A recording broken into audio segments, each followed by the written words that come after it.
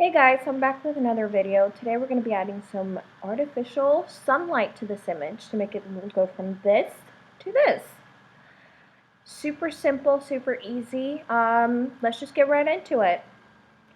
First, just make a duplicate layer. This is just something I think everyone should get in the habit of doing. Then right down here, click it, and then find gradient. Then we're going to go to right here where it says linear, change it to radial. And then click up there by the color.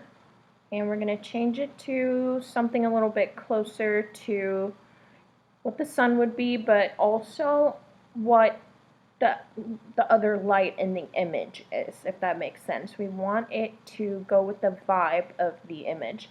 You can go back and change this later, which I will, so you'll see that. But yeah, that looks pretty good. Okay, just press OK. And then sometimes I change these settings right here, not all the time, but I just want to show you what they do. Obviously the scale is a very self-explanatory. It just changes the scale of our little sun here.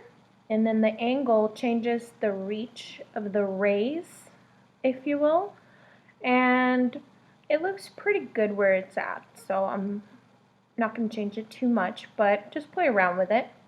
Now this is where it gets fun. You're going to go to this little section right here on the right of the opacity, and this is what's really going to make it look like sunlight, you know. There's a few different good options. Screen is one really good one.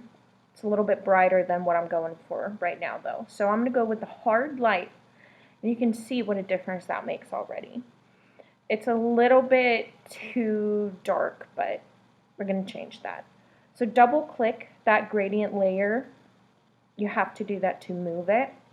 And then we're just going to go in, we're going to change that color again, like I said. Make it a little bit lighter, just to make it look more natural. And yeah, you can see the difference that it makes even by moving it very slightly. So play around with it. But yeah, that looks pretty good. If you want, you can change the opacity as well. I don't think that I need to do that right here, but just look at that.